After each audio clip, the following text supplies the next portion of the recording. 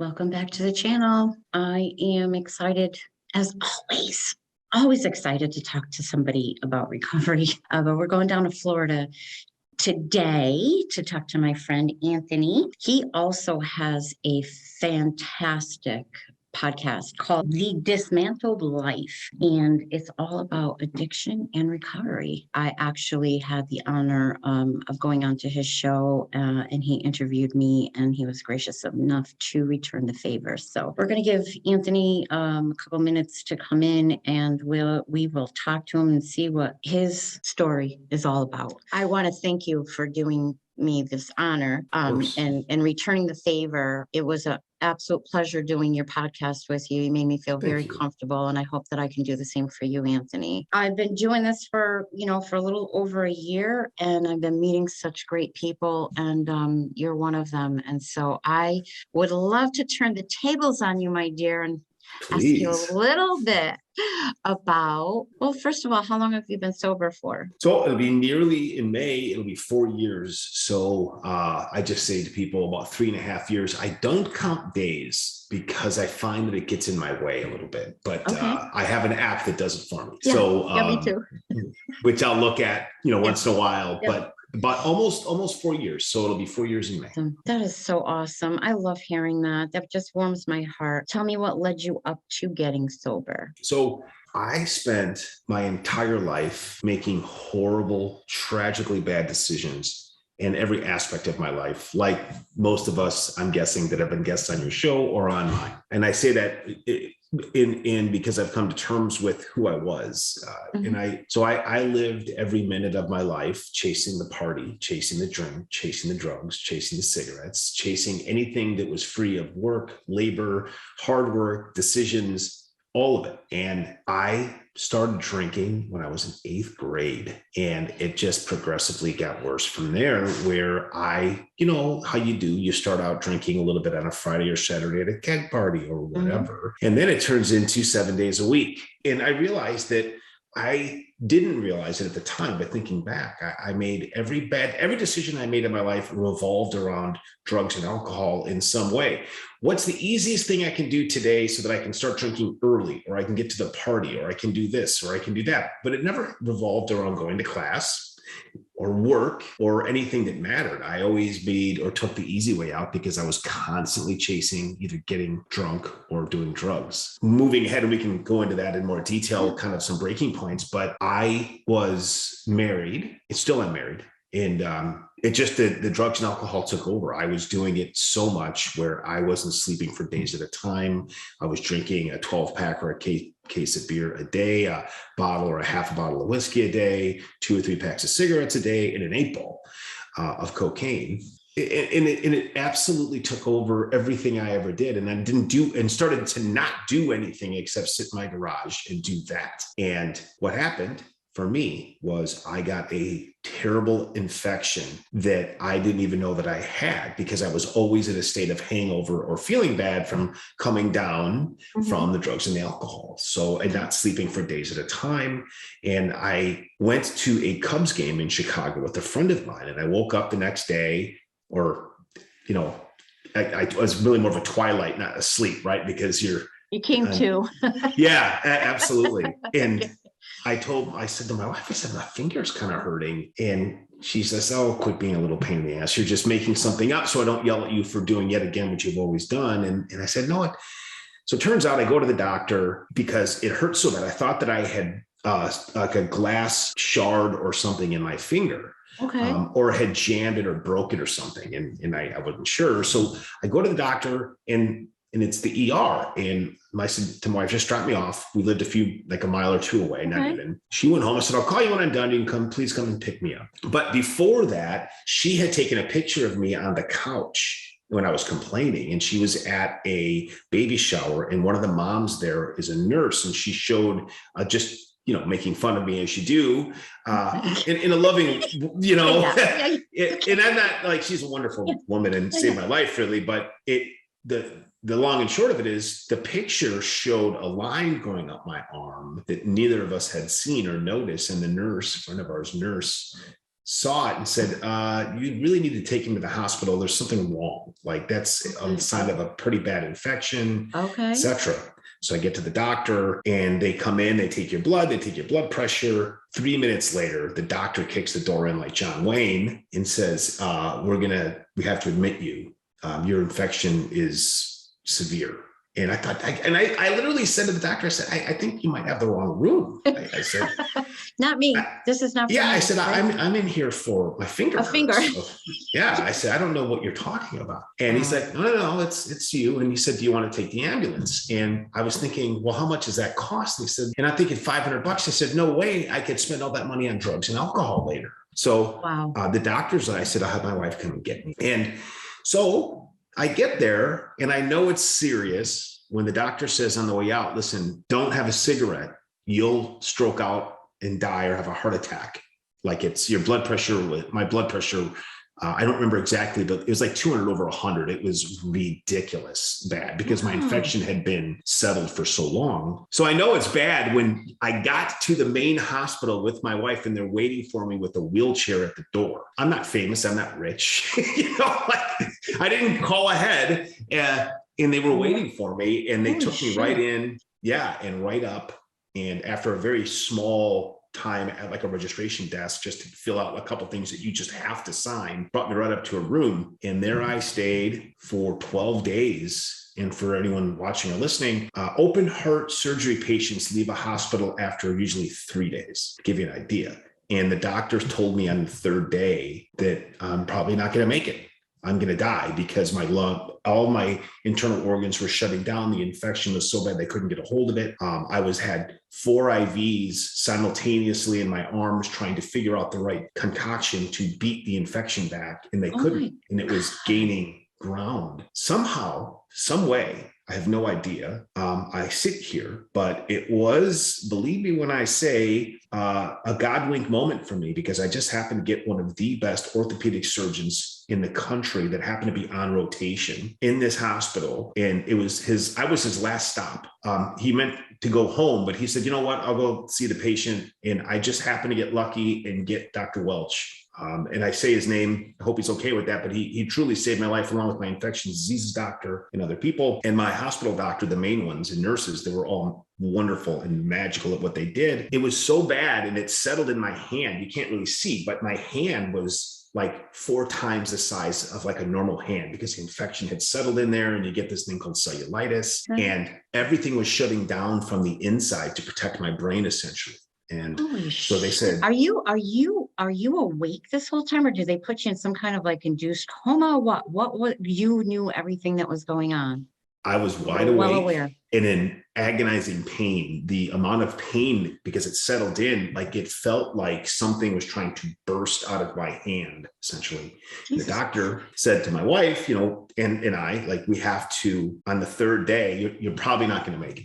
So get your stuff in order financially. And they were trying to be as compassionate as they could, but this is what's going on. And it turns out I'd had this infection. They couldn't pinpoint the exact date, but probably over a month. And because I was always drunk and coked up, I didn't know that anything was wrong. And my night sweats, I just attributed to cocaine and all the nightmarish hell that I created on my own. The doctor says, look, we're going to try to rid you of some of this infection. So there was a surgery. They brought me down and I was out for the surgery, but the doctor, what they do is they cut your finger and stuff to bleed you. What happens is they want to see if your cells are necrotic, which means they're dying. If you don't bleed within a certain window, they start to amputate to save your life and spare the arm, essentially.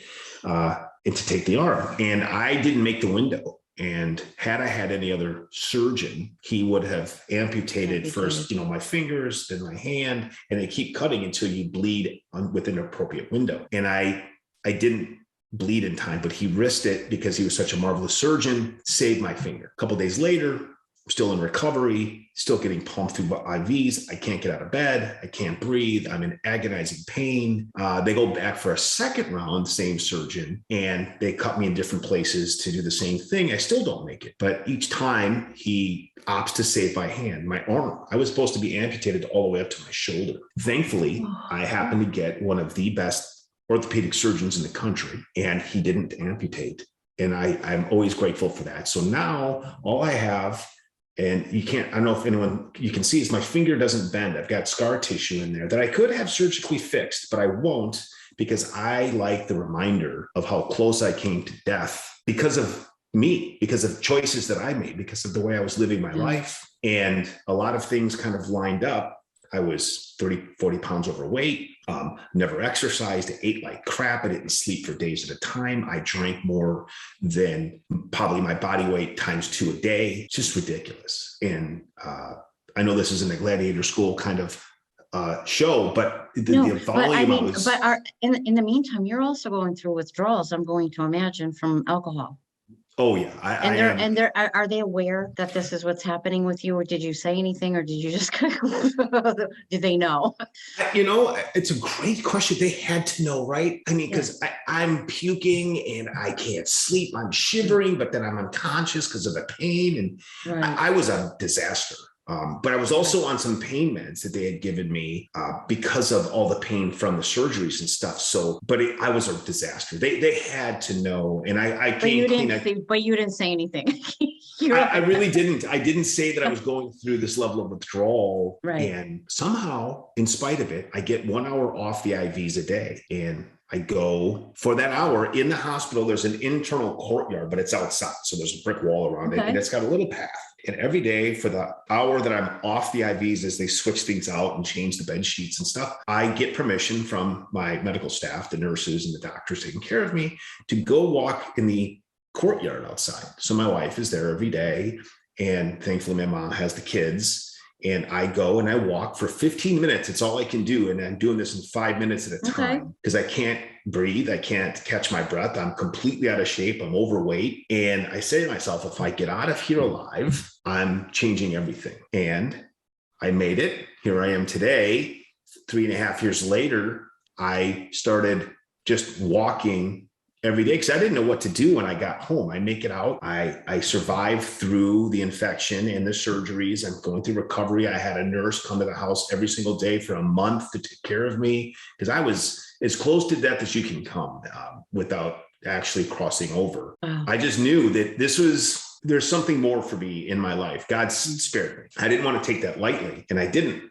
And I just walked every day for, to the point where I could actually walk a straight mile without breaking. And then I would do it. Then I would do 2 miles a day, and then 3 miles a day. And then I got up to 6 miles a day or more. And then I added biking. And then I added every morning I would box 8 rounds. And then on top of that, I just recently added CrossFit and other things. And I never stopped. I haven't had a drink or any drugs or a cigarette since. And now you're addicted. Blessed. Now you're addicted to working out. I really honestly am. I really That's am. all right. And I had to turn my addictions against itself because I knew, first of all, I am an alcoholic. I am an addict. And I know that. And if I didn't use it in a positive way, that I would die.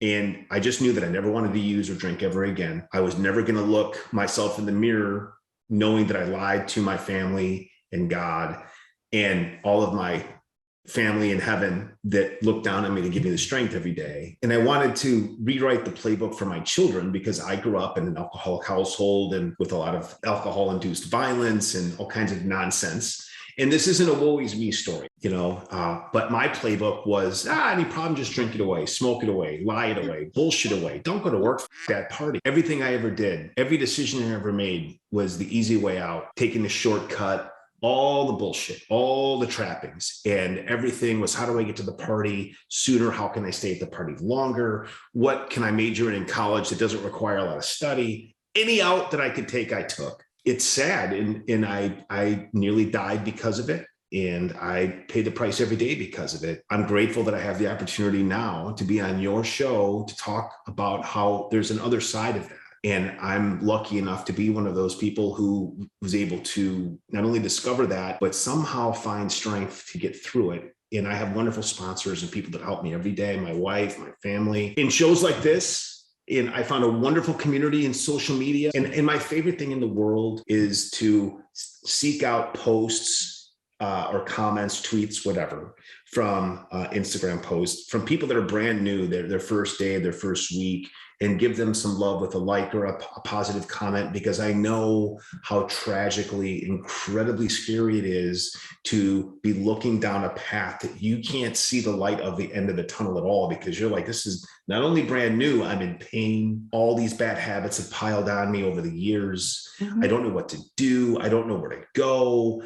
And so it's important to me to contribute and give back as often as I can, in any way that I can. The truth really will set you free. And I don't say that lightly. Like, I had to look myself in the mirror and come to terms that it was entirely my fault. I'm the one that did the drinking and the drugging. Yep. Yes, there are some traumatic events in my past that I have to tend to, which I'll get to in a minute here, but the extreme ownership and the psychosomatic approach exercise were two very big components of getting me out of my own created hell. I was on your podcast, A Dismantled Life. How did that all become available? When did that all start for you? So in recovery, I was getting so much benefit out of going through the process of recovery and coming to terms through extreme ownership. And I, just for everyone listening, I didn't make up any of these terms. I just have reused them in my own way. But extreme ownership, in that I had to be the reason that I got to where I got.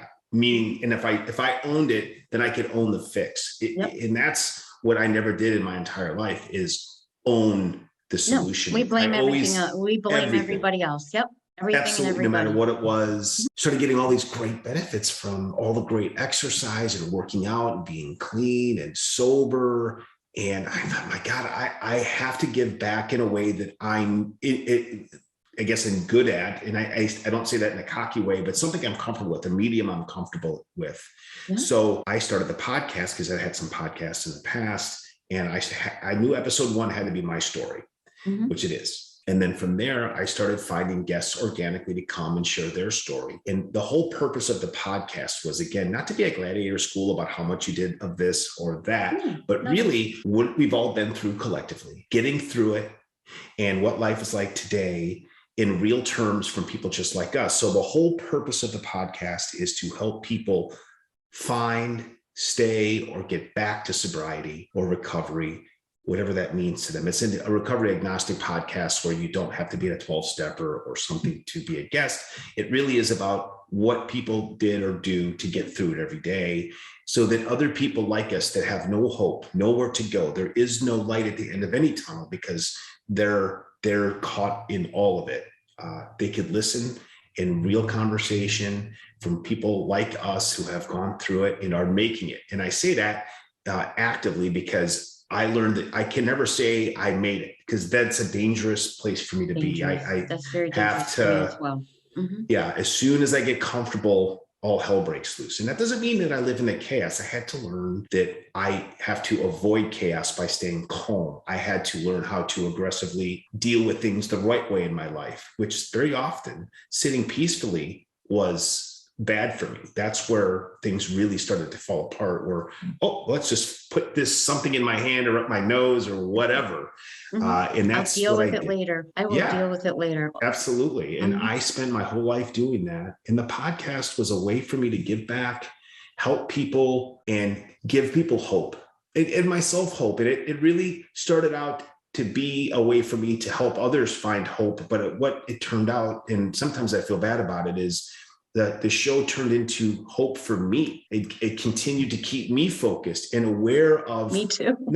Not only what I overcame, but that I have to be humble. I have to be aware. I have to do the work. I can't take anything for granted. The little things are everything. And the simple things are important. Materialism, forget it. Money, forget it. But having a good day starts, like you said earlier, it's a perspective thing. You got to do the work. You have to chase down the hardship the right way instead of numbing it, which I spent my whole life doing. And now I have found, after almost 4 years, it'll be 4 years in May, as I mentioned, now that I don't bury all the pain and trauma with alcohol and drugs, the roots of the trees are starting to get exposed and not being covered in the soil that I was adding with alcohol and drugs. So I had, and those roots is the trauma in my life in early times, parts of my life that I would just avoid or hide from. And what I've discovered is that I have moved into a different phase of recovery where I still do the work and the exercise and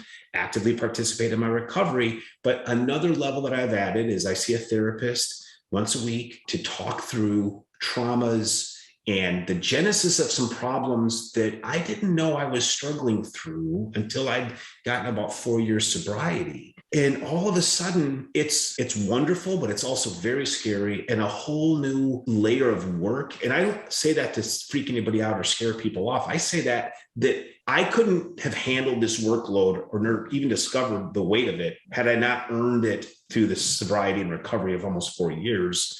And now I'm ready to take that on, to put that to bed, not only to benefit myself, but to learn about the mistakes that I was making again because of the playbook that I had learned that I was making as a father and a husband in my life today. And whether I knew it or not, I didn't know it. I was creating the same traumas and nightmarish hell for my children now, even in sobriety, because of all the bad patterns I've learned and all the bad reactions I've learned. And I had to learn, and I'm still learning. It's always a learning process, but not only the ownership, but how to be aware of the emotional triggers that I used to feed with alcohol and drugs that I would now started to feed with anger and yelling and bad behavior, but sober and clean.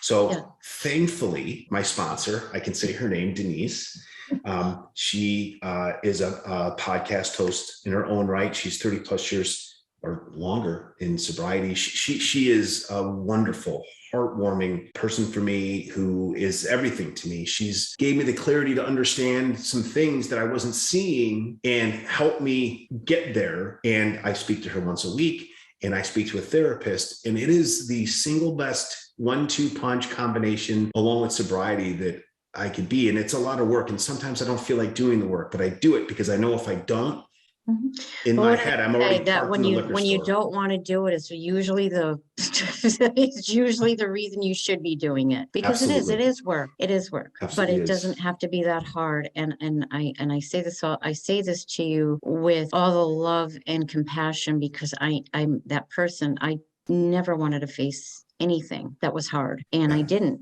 And what I did with my children was I would just buy them things.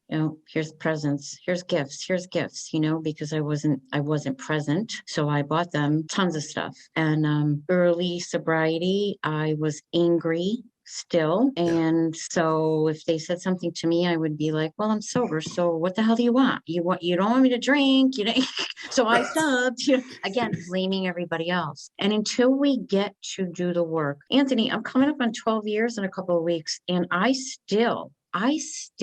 things still pop up. I'm like, whoa, where did that come from?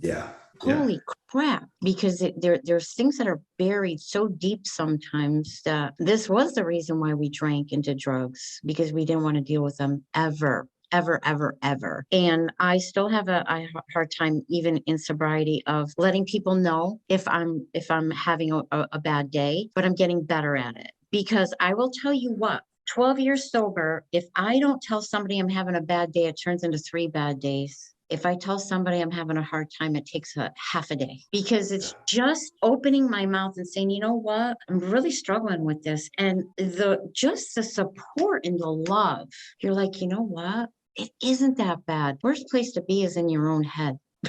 It really is. To be. My sponsor used to tell me, stop going into your head alone. Bring a baseball bat and a light. I love that. What awesome. What is this? And what is that? The projecting and the uncertainty. One of the things that I do and still do is feeling sorry for myself, and not, I mentally or emotionally, I feel like I lean into, it's not my fault, it's everybody else's fault. And I got to catch myself. There's the delicate balance between being aware of the genesis of a problem or a challenge emotionally from trauma in the past, and sloughing it off to be somebody else's problem. And I'm learning through therapy how to handle that the right way. And there is an art form to it that I've learned, in my sponsor Denise helps me understand that, like, yes, Anthony, there are things that happen to you that weren't your fault, that led you to make bad choices and build bad patterns and habits. But what you are doing in recovery is coming to terms with it to handle it the right way. Because your problem, no one tells what my problem, excuse me, is that I would, like I said earlier, bury it with drugs and alcohol. I burned so many bridges and was not fair to so many people in my life, whether they were friends or family or spouse, like in my children. And that I will eternally feel bad for. And I'm hoping that, I guess I'm trying very hard to do the right thing through my actions to show not only everybody else, but myself, that I'm a better person today. I want to be the kind of person that my children want to have a cup of coffee with when they get older. I want to be the kind of person that just is, I could sit and watch a movie with you, or we can go and do something fun. And that sounds like I'm talking in circles, but what I'm trying to say is I really was a piece of shit. And I did so many bad things and made so many bad choices. Things. You're not a bad person. You're not a piece of shit. You just did some things that that were not right. And once we own those, and like you said, and when I did my amends, because I am in a 12-step program, I did amends to my daughter. She sat with her arms folded. She was like, and I just, from my heart, I owned it. I owned it. The things that I did, it wasn't, but because of this, or because I was horrible. I did not come around. I did this. I did that. I cannot change it. I would love to if I could. I cannot change it. But what I can do is be totally honest with you from here on out and give you the chance to see. Let me do a living amends to you, which doesn't mean that I have to kiss her ass constantly, but I had to accept. Maybe she was not going to accept my apology. And she just stared at me, and I was like, all right, okay. They told me to expect it. And she just burst out crying. And she was like, I didn't even think that you knew what you did, because we never discussed it. We never discussed it. I didn't want them to see me like that. So I'd ship them off to my mother. I'd ship them off to my sister. I'd ship them off to their father. I owned it. And it took a while, but my daughter is going to be 37 years old. But we have what I think is a fantastic relationship now. Do I piss her off? Absolutely. Does she piss me off? Absolutely. But we can talk about it now. We can have those conversations where we never did before. We pretended that they didn't happen. We pretended that we were not hurting each other. And it's a process. It's a process. And I think it's a lifelong process, because I learn something new every day from both of my children and from other people in recovery. And just when I think I've seen it all, I see something else and I'm like, oh my God, it blows my mind. And it would have never blown my mind, because I wouldn't have been looking for it and keeping my mind open, because it was always Hillary's way. Same. It was always Anthony's, whatever it was. And one of the things that I appreciate the most is that I work hard to stay humble and use humility in everything, take ownership of anything that comes my way, how I feel, how I act, and everything. But one of the things that I really appreciate is the simplicity in my life now. I'm going to say chaos free isn't fair. I have children, so there's always a little bit of that. But I know what you mean. But peace. I don't create, so it's a peaceful existence. And I like going back and resharpening tools, in mental tools, because I think it's important for me to try every day to get better. And I fail a lot. Like, I have days or sometimes a week where I'm like, what is wrong with me? I can't. And it's just, but you're picking up on it a lot quicker and saying to yourself, oh, what the hell is that? Why did this happen? And that happens a lot quicker. Absolutely. I get it. Oh my God, do I get it? Because I do the same thing. I do the same thing. I am grateful for, so I have lost quite a few relationships that I deserve to lose, because I should have lost them because I didn't do anything to keep them or earn them.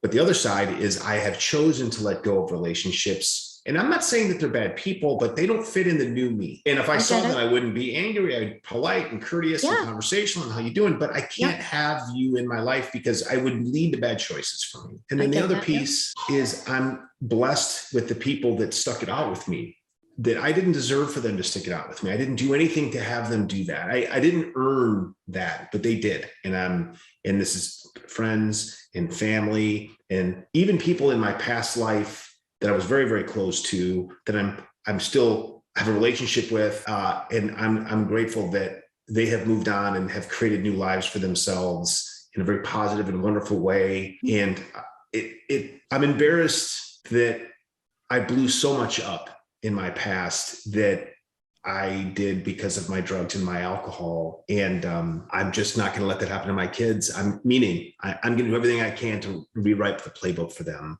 so that they can have the life that I didn't. I guess that's what I'm trying to say. They're going to make their own life. Yeah, Anthony, absolutely. And you're going forward and making a new life for yourself. And there is nothing to be embarrassed about. Nothing. It's things that happened. I did the same thing. Oh my God. I could laugh about it now. I really can. I'm like, whoa, girl. Yeah. Holy crap on a cracker. Like, I swear to God, we'll talk off camera. Yeah, It was absolutely. Embarrassed was not even, it doesn't even come close to it, but I'm not a bad person. You're not a bad person. We made bad decisions. And now we're making them right. There's going to be people that are going to come along for the ride with us and some people that are unfortunately can't. And every single decision, and this is for me, every single decision that I made in my life leading me up to right now has shaped me into the person that I am. In closing, I'll just say to anyone listening that you can do it. You can make it. There is hope. It takes a lot of work, but it's the best work you'll ever do in your life. I don't want to oversell it because it's something people need to feel on their own, but it is truly the biggest single gift I've given myself, being sober and clean. It's changed everything. It's made me everything that I am today, which is not much, except that I'm sober and clean, and that's enough. Keep being you. Keep doing what you're doing, one day at a time, my friend. One day at a time. If you ever need anything, and I mean that, please reach out because I'm just right here. All right. Thank you very much. You have a wonderful evening. Thanks for having me. You too, darling. You too. We'll talk soon. Ciao.